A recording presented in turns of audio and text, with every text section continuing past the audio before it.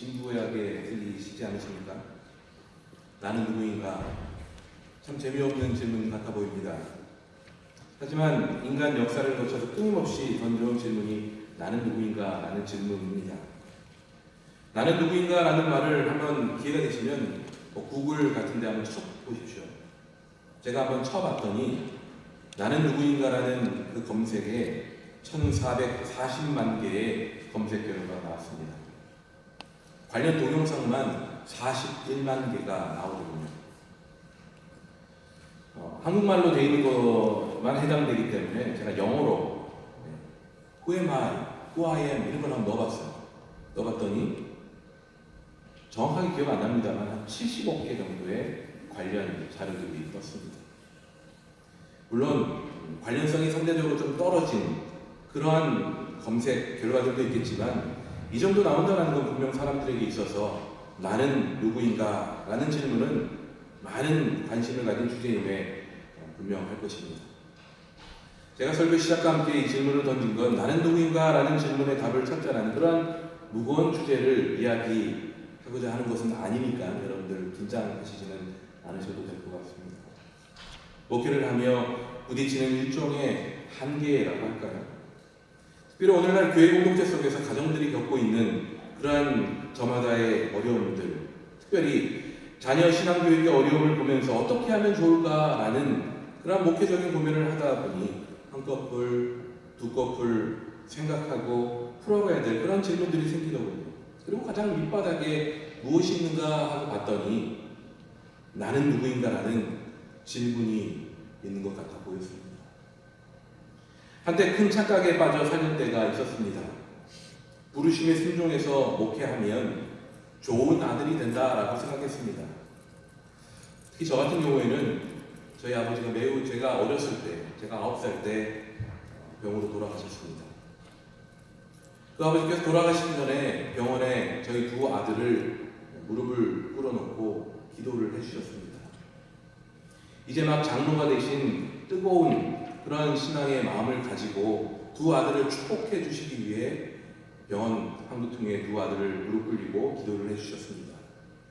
저희 형에게는 이 아들 장로가 되어서 하나님을 정말 잘 섬기는 그러한 아들이 되게 해주십시오라고 기도를 하시더니 저에게는 어떻게 기도하셨을까요? 저도 장로님 하면 참 좋을 것 같아 보였어요. 어릴 때 교회 가면 장로님들이 너무 인자하셔서 나도 장로 되면 좋겠다라고 생각했는데 저희 아버지의 스키고 나온 기도의 그 말은 아시다시피 이 아들 주님께 바칩니다 이렇게 해버리시고 저희 의견을 전혀 묻지도 않으시고 소위 말하면 서원 기도를 하신 거죠. 그래서인지 목사로서의 부르심에 순종하면 그 자체만으로도 살아계신 어머니에게 큰 위안이 되고 또 만족거리가 될 거라 여겨봤습니다. 뿐만 아니라 열심히 목회하면 좋은 남편, 좋은 아빠가 된다라고 생각했습니다. 그저 열심히 목회하고 사역에 가장 우선순위를 두고 그렇게 달려가면 가족들은 나를 바라보면서 자랑스러운 우리 남편, 자랑스러운 우리 아빠라고 생각해 줄 거라고 생각했습니다. 어떠할까요? 그렇게 생각할 겁니다. 오해하지는 않으시기 바랍니다. 그런데 또 한편 제가 저 자신만의 착각에 빠졌구나라는 생각을 하게 되었습니다. 엄밀히 말하면 목사면 목사일 뿐 아들은 아들 노릇을 해야 되고 남편은 남편의 자리를 지켜야 될 것이며 아빠는 아이들과 함께 해주기에 최선을 다해야 진짜 아빠임을 뒤늦게 깨닫게 되었습니다. 그 사실을 깨달으면 참 부끄러웠습니다. 부끄러운 아들, 부끄러운 남편, 부끄러운 아빠, 어찌 보면 겉으로는 열심히 살아가는 것 같지만 숨길 수 없는 한 목회자의 민낯을 저 자신의 모습 속에서 보고 말았습니다. 여러분 성경을 보면 성경의 가장 처음 이야기를 보면 처음부터 무거운 교리의 이야기로 시작하지 않습니다. 그럴듯한 신앙생활의 원칙과 원리를 또 화려하고 결연한 그런 사명을 막 쏟아붓는 내용으로 성경이 시작되어지지 않는다는 거예요. 하나님의 창조 이야기로 시작되어지는 이 성경의 시작은 인간을 향한 하나님의 관심과 사랑 그리고 그 결과로 창조된 남자와 여자의 이야기로 시작되어집니다. 창세기 1장 후반부 인간의 창조 이야기는 그저 남자와 여자를 창조했다라고 그렇게 언급하고 있습니다. 하지만 인간 창조의 과정, 그것을 좀 더 구체적으로 2장에서 살펴보면 남자인 아담의 창조로부터 시작되어짐을 보게 되죠. 남자인 아담이 홀로 있음을 보고 혼자 사는 것이 좋지 않다 하나님은 여기셨습니다. 그리고 그를 위해 돕는 배필을 주고자 마음을 먹으셨죠. 첫 남자였던 아담 자신도 깊이 있게 느끼지 못했던 그 필요를 하나님은 이미 보고 계셨던 겁니다. 그럼에도 하나님은 그 필요를 당장에 채워주시기보다 아담의 마음이 그 필요를 느낄 기회를 주셨던 것 같아요. 하루는 아담에게 하늘에 나는 새와 들짐승들 한 마리 한 마리를 바라보며 그들의 이름을 지어주라 말씀하셨던 것 같습니다. 그렇게 한 마리 한 종류 한 종류 바라보며 이름을 붙이기 시작하죠. 근데 그렇게 이름을 다 붙이는 과정 속에 이 아담의 마음 가운데 뭔가 특별한 마음이 들었던 것 같아요. 야, 이렇게 하나님이 만드신 창조물들이 많은데 이 한 마리 한 마리 이름을 붙여가고 있는데 그 어디에도 이상하게 내 마음의 외로움을 채워주고 이상하게 나의 빈자리를 채워주고 힘이 되어줄 만한 그런 존재는 없구나라는 생각이 들었던 것 같습니다. 자, 이제 비로소 하나님이 처음에 품으셨던 아담에게는 돕는 자가 필요하겠구나라는 그 마음이 이제는 실천되어질 수 있는 그런 적절한 타이밍이 되었던 것 같습니다. 남자를 창조하신 대로라면 하나님께서는 마찬가지로 땅의 흙으로 그렇게 빚으시고 코에 생기를 불어넣으셔서 그렇게 여자를 창조하셔야만 했을 것입니다. 하지만 달랐습니다. 잠이 든 남자의 갈빗대 하나를 취하셔서 만드셨습니다. 성경은 갈빗대라고 표현되어 있지만 오늘을 살펴보면 그 남자의 한 옆구리, 이 옆을, 한 사이드를 통해서 창조하셨다라고 그렇게 표현되어지고 있습니다. 그렇게 만드신 남자의 배필을 여자라고 부르셨죠. 하나님은 여자를 남자와 구분된 분명한 존재로 창조하셨습니다.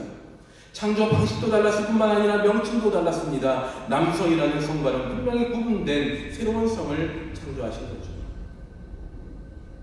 하지만 남자와 여자는 이처럼 독립되고 구분되면서도 동일한 가치를 가진 존재임을 분명히 하셨던 것 같습니다.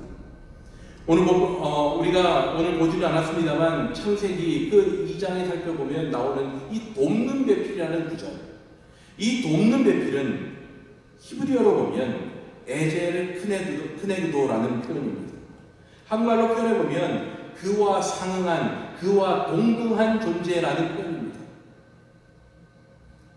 오히려 성경에서 돕는다는 이 단어가 하나님의 능력, 하나님의 도우심을 말할 때 자주 등장하는 것으로 볼 때 하나님이 생각하실 때 이 아담이라는 한 남자 가운데 정말 내가 도와주듯이 반드시 돕는 손길이 필요하겠구나라는 생각을 가지고 만들어진 것이 여자라는 것입니다. 이는 역으로 생각해보면 남자 또한 그 여자의 정말 누구도 채워줄 수 없는 그런 돕는 배필로서의 역할이 있다는 것을 의미하고 이렇게 말씀하고 창조하셨던 것이죠. 이처럼 남자와 여자는 외형적으로 구분됨과 동시에 동일한 가치, 하나님 보시기에는 동일한 가치를 가진 존재로 그렇게 창조하셨습니다. 그리고 하나님의 계획하심 안에서 이러한 남자와 여자를 하나로 연합하여 가정을 이루어 가시도록 계획하셨죠. 돕는 배필을 통해 서로의 부족한 부분을 채워가고 하나님이 뜻하신 바를 세워가고 완성해감으로 결혼을 의도하신 연합의 목적을 이루어 가셨습니다. 그리고 비로소 남자와 여자를 창조하신 것을 넘어서서 부모와 자녀라는 존재를 만들어가게 하셨고 그 개념 속에 우리들을 한 명 한 명 세워주시고 그렇게 살아가게 만들어 주셨습니다. 창세기를 통해 주신 인간의 창조의 이 이야기는 한 개인의 창조의 가치만을 얘기하고자 하는 감이 아니었습니다. 그저 결혼의 의미가 무엇인지를 얘기해 주려고 우리에게 주신 내용이 아니더라는 거죠. 보다 본질적으로 인간의 창조는 한 개인을 세우신 가장 기초가 되는 그 자리가 어디이고 나에게 주신 가장 기본적인 사명이 무엇인지를 가르쳐 주시기 위한 그러한 출발로 인간 창조 이야기, 그리고 하나님께서 우리 인간 모두에게 공평하게 주신 그 가정이라는 프레임에 설명하시기 위해 그렇게 이야기하셨던 것입니다. 가정이라는 포맷을 우리 모두에게 공평하게 주셨습니다.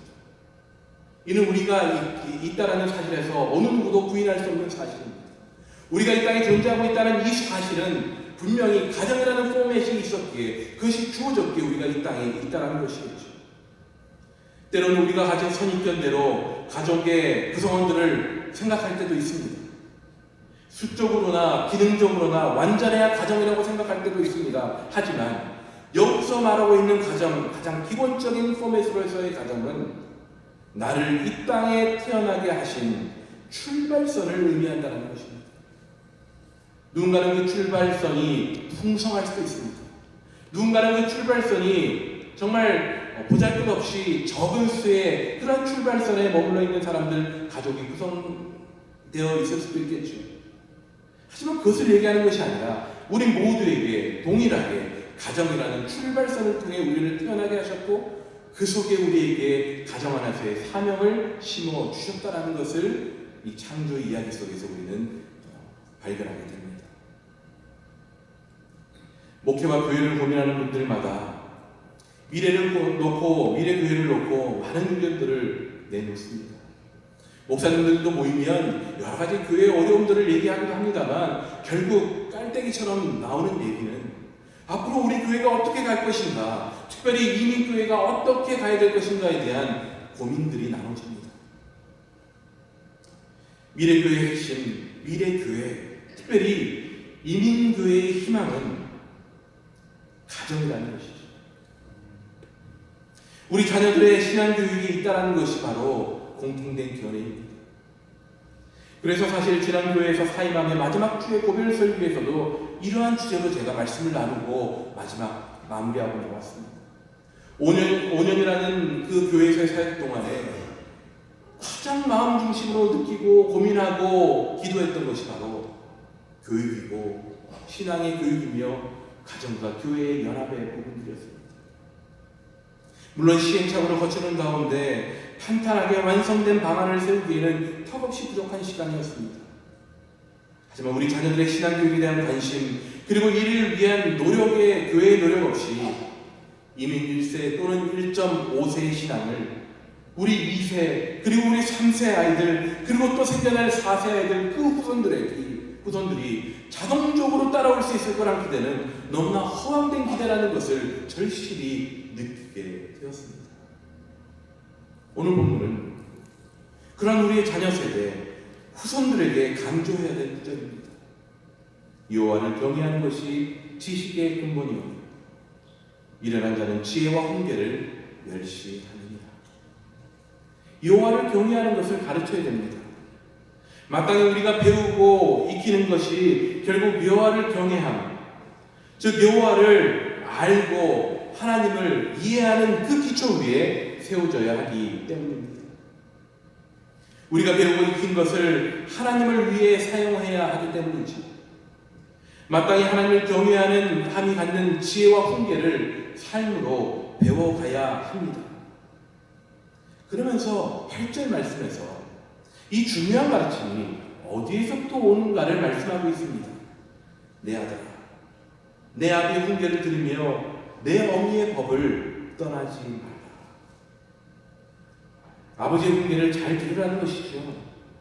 어머니의 가르침을 저버리지 말라는 것입니다. 그런데 이 구절을 읽는 가운데 뒤통수를 얻어맞은 듯한 느낌이 들었습니다. 자녀들로 하여금 부모님의 가르침을 잘 배워야 한다는 것으로 이 말씀이 사용되어질 수 있을 것입니다. 그런데 흔히 교육이라고 한다면 교육을 받는 사람의 책임과 열심을 우리는 흔히 강조하죠. 근데 조금만 더 생각해 보면 이 구절은 자녀를 신앙으로 바로 세워가기 위해 아버지와 어머니, 그들을 말씀으로 양육하고 하나님을 경외하도록 가르쳐야 될 그 사람들, 그 부모들이 바로 서야 한다는 것을 말해주고 있기도 하는 그런 구절이라는 것입니다. 흔히 이 구절의 표제를 달면서 젊은이에게 주는 교훈이라고 말합니다. 하지만 성경이 한 구절 한 구절 그 대상을 국한하고 있는 것이 아님을 알 때, 우리가 묵상을 할 때에도 우리의 관점과 우리의 퍼스펙티브에 따라 여러 가지로 우리가 이해하고 적용할 수 있듯이, 이 구절을 우리의 자녀 세대들에게는 너희들이 하나님을 경외해야 돼. 근데 하나님을 경외하려면 너희들이 어디에 바로 서야 되냐면 너희 부모님들이 무엇을 가르치고 있는가를 기울여야 돼 라고 우리가 가르칠 수 있습니다. 적용할 수 있겠죠. 근데 좀 다른 측면에서 보면 우리 부모 세대들에게, 우리 할아버지와 할머니 세대들에게 무엇을 말씀하고 있느냐 하면, 하나님을 경외하도록 너희 자녀를 가르쳐야 되는데 그러려면 어떻게 가르칠래? 라는 말씀으로 이 구절이 다가올 수 있다는 것입니다. 물론 일차적인 대상은 자녀들에게 주시는 말씀인지 모르지만 동시에 우리 부모 세대들에게도 주는 메시지가 있다는 것입니다. 자녀들이 아버지의 훈계와 어머니의 가르침을 제대로 듣고 배우기 위해선 먼저 부모된 그런 우리들이 먼저 바른 신앙 위에 서 있는 훈련이 선행되어져야 된다는 것입니다. 우리는 다음 세대를 생각해야 된다고 많이 말합니다. 하지만 이 캐치프레이즈를 단지 다음 세대만을 생각하는 차원에서 멈추지 말아야 됩니다. 다음 세대를 생각한다는 것은 다른 말로 부모인 우리 세대가 먼저 바로 서기 위해 노력해야 된다는 것이죠. 지금 나의 가정을 가정답게 세워가야 된다는 것을 의미합니다. 자녀들을 생각하는 가정은 자녀들에게 무한 투자하지 않습니다. 물론 물질이 풍요하고 시간이 많으면 자녀들에게 모든 것을 쏟아부을 수 있겠죠. 하지만 지혜로운 부모는 그렇게 하지 않을 것입니다. 금방 익스포즈 되고, 금방 그 모든 것에 우리는 습관화되어지고 아이들이 그 풍요로움과 풍성함에 감사함을 느끼지 못할 것입니다. 지혜로운 부모라면 그렇게 하지 않겠죠. 오히려 가정을 바로 세우고 할 것입니다. 자녀들의 신앙을 염려하고 그들의 신앙 교육에 힘쓰는 가정은 자녀들에게만 집중하지 않습니다. 오히려 자녀들이 신앙의 본을 보고 경험하고 느끼고 그 신앙 안에 거하고 배우기 위한 그러한 가정을 만들어가는데 먼저 관심을 가지고 투자하고 노력한다는 것이죠. 제가 아이들과 함께 얘기하면서 깜짝깜짝 놀라고 부끄러울 때가 많이 있습니다. 아이들에게 얘기하다 보면 너 이렇게 해야지라고 얘기할 때 있잖아요. 근데 그때 아이들에게서 다시 바로 말이 튀어나올 수 있습니다.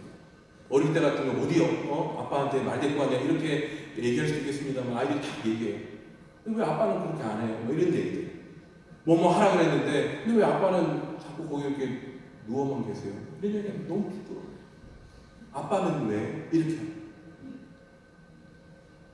다시 말해 아버지는 아버지대로, 어머니는 어머니로서 믿음의 아버지, 어머니로의 믿음의 모델로 서가기 위해 노력하기 시작해가는 것. 그것이 바로 우리의 자녀 교육을 온전히 생각하는 가정의 모습이어야 된다는 거죠. 할아버지와 할머니는 손자, 손녀들이 건강한 신앙 안에 자라갈 수 있도록 진심으로 기도해주고 신앙의 본으로 끌어주는, 그렇게 돌봄 받을 수 있도록 행복함을 느낄 수 있도록 해주는 것. 그것이 바로 우리 할아버지, 할머니들의 모습이어야 된다는 거죠. 집에 들어가면 이러한 가정은 평안함을 느낍니다. 자존감이 세워지겠죠. 보호받고 돌봄받는 것을 느끼게 됩니다.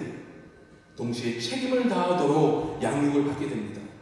우리 아버지 어머니가 할아버지 할머니에게 저렇게 책임을 다하니 나도 우리 아버지 어머니에게 책임을 다하겠구나 라는 것을 배우겠죠. 가정을 가정답게, 가정을 믿음의 가정으로 우리가 만들어간다 하면 아이들에게만 무한 투자하는 그러한 외형적인 모습이 아니라 가정을 가정답게, 가정이 본이 되어지는 가정의 울타리로 만들어가는 것이 신앙교육의 가장 일차적인 우리의 노력이 되어야 된다는 것입니다. 결국 우리 자녀들의 신앙교육을 위한 제일 원칙은 가정의 책임을 회복하는 데서부터 시작되어집니다. 가정의 구성원이 어떠하든지 상관없이 주어진 가정 안에서 각자 세워주신 그 자리에 충실한 신앙적인 역할을 해야 하는 것입니다. 하지만 가정에게만 신앙의 그 신앙교육의 사명을 지우는 것은 가정으로서는 부담스럽지 않을 수 없습니다. 제가 지난주에 있을 때에도 가정을 많이 강조했습니다. 가정에서 그렇게 하시는 것보다 이렇게 좀 더 열심히 해주시면 어떨까요? 얘기할 때 부모님들로부터 오는 반응이 힘들어요. 아시잖아요. 애들 키우는 거 너무 힘든데 거기 애들 모아놓고 가정 예배 드리는 거 너무 힘들어요. 요즘 애들이 얼마나 바쁜데요. 애들 저희 말 안 들어요. 이러면서 끊임없이 그렇게 얘기하십니다. 충분히 공감이 가요. 가정에게 그 신앙의 교육에 그 무게를 많이 지어드릴 때마다 힘들어할 수밖에 없는 것이 가정이라는 것, 부모님들이라는 것을 느낍니다. 영국을 중심으로 시작된 주일학교가 지난 2, 3세기에 걸쳐서 계속해서 강조되었던 것도 아마도 이런 가정이 갖는 신앙교육의 책임이 너무 무거운 채 계속되어져서 아마도 지금은 아이들의 신앙교육하면 모든 90% 이상의 책임을 교회에게 두고 있는 그런 현실이 되어버리고 만 것 같아요. 결과적으로 교회의 그 짐을 지운 우리 자녀들의 신앙교육은 200~300년간 지속되어 온 주일학교의 패러다임 속에서 가정의 역할, 가정의 사명을 많은 부분 그렇게 습관적으로 잃어버리고 말았습니다. 가정에 세우신 나의 정체성, 아빠로서, 엄마로서, 할아버지로서, 할머니로서, 큰아버지, 큰어머니, 작은아버지, 작은어머니, 삼촌, 이모, 고모, 그리고 또한 자녀들 자신. 이 정체성의 역할과 책임을 가정에게만 두기엔 너무나 아깝고 동시에 풍성한 은혜의 통로로 제안하고 있다는 생각을 그래서 해보게 됩니다. 가정만이 이러한 어떤 책임을 다하거나 또는 교회만 교회 교육에 최선을 다하고 책임을 다하는 그러한 어떤 양극화된 모습이 아니라 가정에서 우리를 세워주신 그 모습대로 교회로 넘어와서 그러한 모습, 그러한 사명을 우리가 함께 감당한다면 보다 외롭지 않게, 보다 효과적으로 건강한 교회, 또한 더불어 건강한 가정을 세워갈 수 있지 않을까라는 그러한 생각을 해보게 된다는 거죠. 희한하게 가정에서 교회의 울타리를, 교회 문턱을 넘어서면서부터 가정에서 우리에게 주어진 사명, 나의 자리를 좀 잊고 넘어올 때가 많이 있습니다. 집에서는 아빠인데 교회에 딱 오면 목사가 돼요. 집에서는 엄마인데 할머니인데 교회 오면 권사님이라고 불러요. 집에서는 아빠인데 교회 오면 집사라고 부르고요. 집에서는 고모인데 교회 오면 선생님이라고 부르고 다른 직분을 부르죠.